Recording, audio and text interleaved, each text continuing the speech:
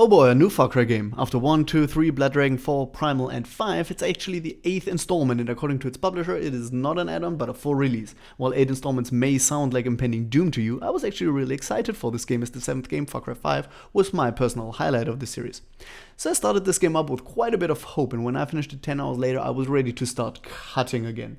Now I know I will get shit for mostly mentioning the negative things in this paragraph to come, so let me just say this to appease the fanboys. I think if you're a time traveler or Amish or have been in a coma for 10 years and this game is the first game you play, you will have fun with this. There are some good qualities to the game, like the fact that it doesn't look half bad, but the problem is that it needs to be compared to other games or even its own predecessors, and it's just so much worse in every way. It's like Pepsi being a decent drink if you've never had a Coke. At this point I should probably also mention that I will be critiquing the entire story, and if you haven't played the game yet, you should still watch this because you shouldn't play the game. Anyway, spoiler alert. Far Cry New Dawn copies Far Cry 5 in almost every aspect, from weapons over vehicles down to the goddamn map, and it somehow manages to magically be worse in every way. The first and most mind-boggling change the game made was borderlandsing everything up. Enemies now come in different tiers and have health bars and fucking damage numbers plump up with every shot. Which does make sense, then thanks to the tier system, enemies are not bullet sponges. A tier 3 enemy can take bullets like your mom takes dick, and requires multiple magazines to down, as that extra training taught him how to get shot in the face 10 times or something. Now, while Far Cry surely never was a realistic game, but just a power fantasy, it was always grounded in like a flair of realism, meaning that a bullet to the head quickly deleted a villain's vacation plans instead of giving him a headache. And sneaking into an enemy stronghold with a silenced pistol, taking out the baddie's one childhood memory at a time, was both a reliable way to clear a base and to go straight to hell. Unfortunately, this isn't possible anymore, because every tier 2 and above now wears a bulletproof mask. You also need to unlock perks to be able to stealth kill the harder enemies, because their neck muscles can stop simpler knives, I guess. Once unlocked, however, you can shiv enemies from almost all angles, and even when detected, making a shiv or shiva is a lovingly called mine, the by far strongest weapon in your kit. Within 10 seconds of starting my first playthrough, and after shooting about 3 enemies or so, I decided to turn off the health bar and damage numbers, and while this did improve my immersion and thereby my enjoyment for quite a while, in the late game, this just wasn't a feasible option, as the last few bosses ate more than 34 magazines, and without seeing the drainage of the health bar, I honestly would not have believed that this was intended game design, that I needed to replace every single cell in their freaking body with its own bullet. My main annoyance with the weapon system is the tiering, meaning that every weapon is a tier 1, 2 or elite, and the difference between those tiers is so big that once you have an elite tier weapon, there is no reason to use any tier 2 or 1 weapon anymore. I realized that after I was unable to damage the second to final boss fight, I only brought tier 2 weapons instead of tier 3. Now, getting better weapons is an absolute chore in this game. Contrary to Far Cry 5, where you would do missions, get money and buy weapons with that money, you now need building materials, and they are scarce. In fact, by doing all the main missions and most side missions without grinding expedition, I was able to buy a single tier 1 and a single tier 2 weapon. In order to get tier 3 weapons, you need to grind the expeditions, meaning completely unconnected off-map missions. Now I know what you're thinking, but wait, no one would want to stop their campaign to grind off-map missions for resources, playing the same mission 3 times for a single gun. To which I would answer, yes, very correct, voice in my head, and Ubisoft knows that too, which is why it actually sells its guns and vehicles in the single player game for real money. I'm not kidding. You're basically paying real money for cheat codes to skip part of the game you paid for. Also, the game boasts that it has 81 different weapons, and that's true, but only in the same way that there are no 2 identical snowflakes in the world. But after your 81st snowflake, they still seem somewhat samey. You can no longer upgrade weapons in Far Cry 5, but instead the pistol and the silenced pistol are 2 different weapons. Also, most of the tier 1, tier 2 and tier 3 weapons are the same weapons, just with a bit of junk strapped to it. So the tier 1 weapon might be the sniper rifle X, the tier 2 rifle is the sniper rifle X with a can at the front, and the tier 3 is a sniper rifle X with a can and a spoon. Almost all the weapons are taken from Far Cry 5, with some rust and someone having glued something unnecessary to them. The only exception is the very first weapon you get, the Source Thrower. This is, funnily enough, the only really apocalyptic end-timesy weapon in the game, and while I did enjoy its existence, it did seem out of place, and that both in art and in gameplay.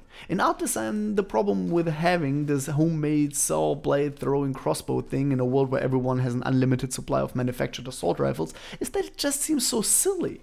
If you're standing in the knife factory, it would be weird if your first choice would be to start sharpening a rock. And gameplay wise, the weapon doesn't know where to position itself either, so it ends up being a bow that magically bounces from enemy to enemy upon hit in the same way that magical chain lightning works in Dungeons and Dragons.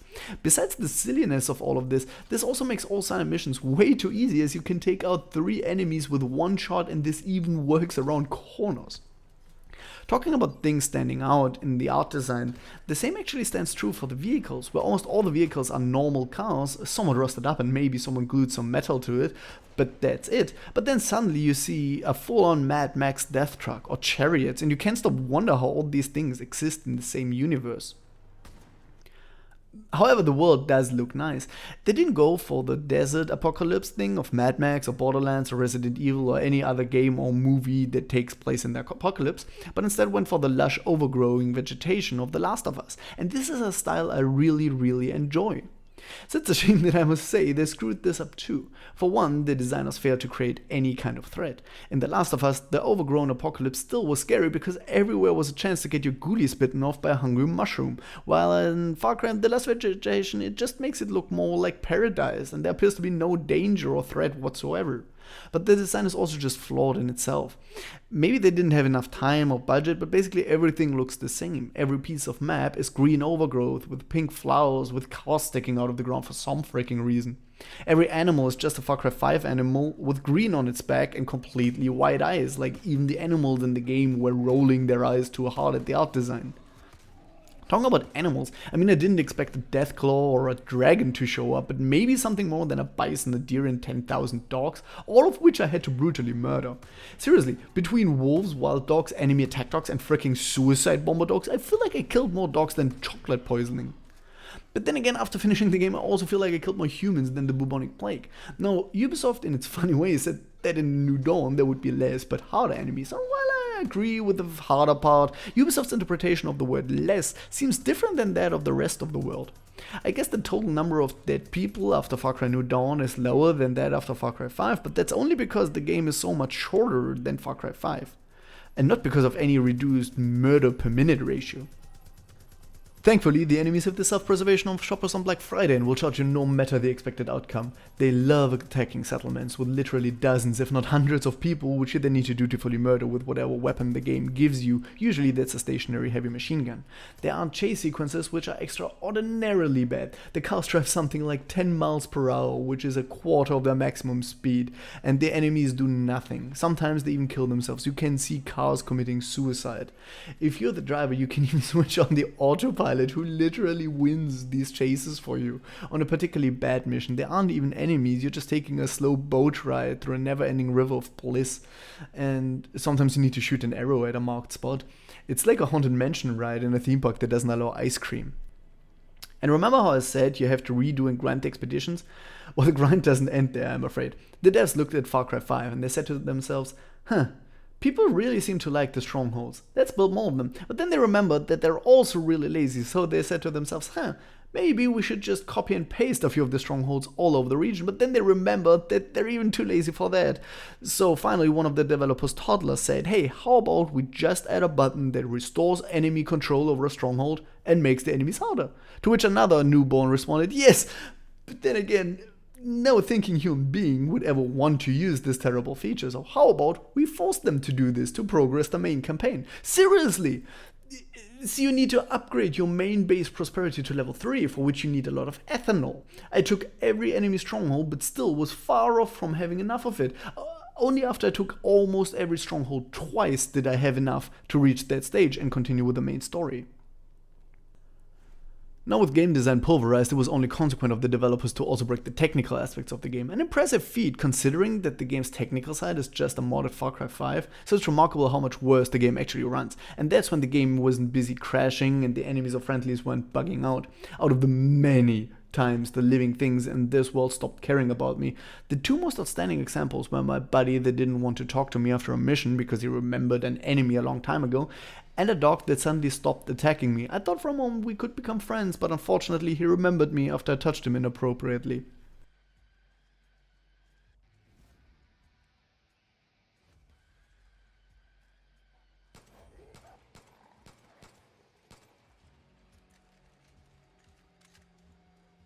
The amount of times I was aiming down my sights and had my AI partner running between me and my target is comparable to the amount of atoms in the universe.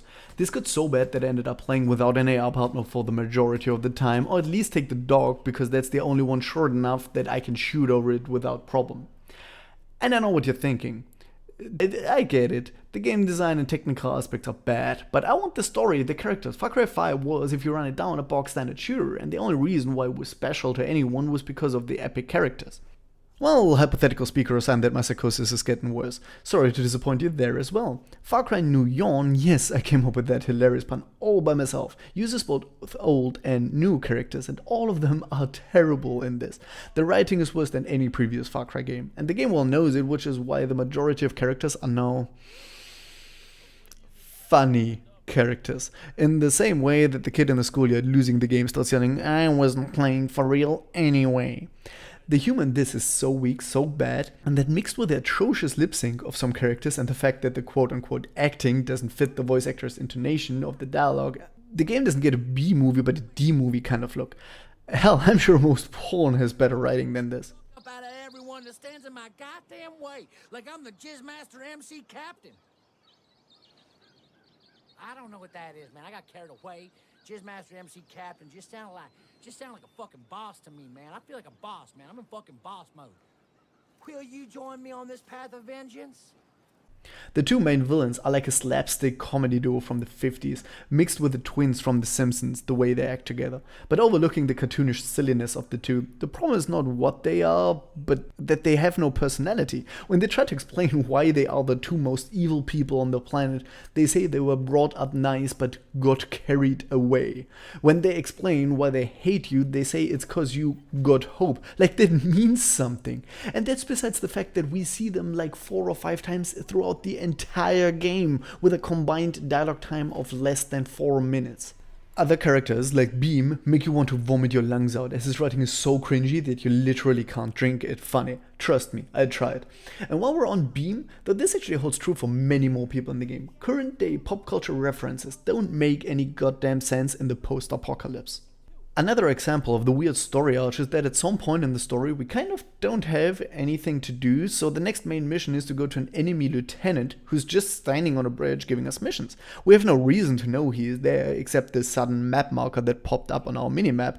We have no reason to trust him or even to assume he can help us, but we just help him anyway, and we even immediately give him all our weapons and enter a fist fighting tournament for him for no reason whatsoever, and later on he actually turns out to help us.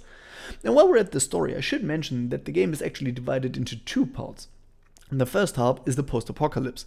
Though with the lush vegetation, happy colors, and the rich, huge house you're restarting in, it actually doesn't feel like the apocalypse or like fighting for survival, and it actually feels more like summer camp with a couple of douchebags. However, at about the halfway point of the game, you're reaching Eden's Gate or New Eden or whatever you want to call them, and the game takes a drastic shift into the mystical, magical dream drug sequence kind of thing. Basically, imagine all the drug sequences from previous games, you know, the worst fucking parts of those games, add them together and make them more nonsensical. When you progress even further into the story, you even unlock magical abilities yourself. Like you can punch enemies 10 meters away or double jump directly onto houses and stuff like that. Joseph, the father from the previous game, also makes a comeback. But while he was a charismatic leader of a powerful cult in Far Cry 5, with remarkably understandable reasons for his actions, love for his siblings, and plans for the future, he's not basically Jesus, or at the very least he's some kind of magical being living in the mountains leading a tribe of primitive people, which the Highwaymen apparently fear, as is stated throughout a game multiple times. Even though the Highwaymen have unlimited numbers, modern weapons, and later in the story, spoiler alert, murdered the tribespeople with absolutely no problem, because besides the fact that the primitives are fighting with bows and clubs, they are like 10 people all together in their village. Actually, while we're on the topic of magic, let's also quickly mention that throughout the story campaign you need to prove to New Eden that you're the chosen by fulfilling the ritual that so many people tried but none succeeded, which literally consists of turning a valve and dialing 3 knobs. Now, I know what the defenders will say, and that it's kind of like King Arthur pulling the sword from the stone, and it sounds easier than it really is, but I want to point out that this seemed really, really easy. Anyway, what struck me the most during all these sequences with the father was the lack of immersion. this video game feeling. And forgive me if that sounds stupid, but now I know that we all need some suspension of disbelief to enjoy games, and part of that is accepting the fact that walking down a road might mean that you end up with a quest, because in the video game world it's completely normal to wave down complete strangers and tell them to do your job. Fine, I get that. But throughout the game, I couldn't help wondering why I'm doing the things I'm doing. Like, why am I helping the father? Why am I helping his son? Why am I giving away my weapons before entering the room with the twins? Why am I shackling myself to the ceiling? Why am I entering the fist fight for Irving? Why am I sneaking into the prison instead of assaulting it? Why am I eating the apple? Why does that character just mutely accept everything around him without ever saying no? Seriously, I'd love to go shopping with the guy. He'd never get out of debt afterwards.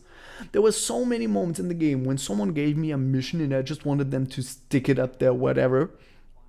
But in the end, you end up doing it anyway because there's no way around these missions. Now, I know that all sounds like the entire story was bad, and yeah, I kind of did, but I think honestly, the lowest point, the point that broke me, was the ending itself. Actually, not the ending, but all three of them.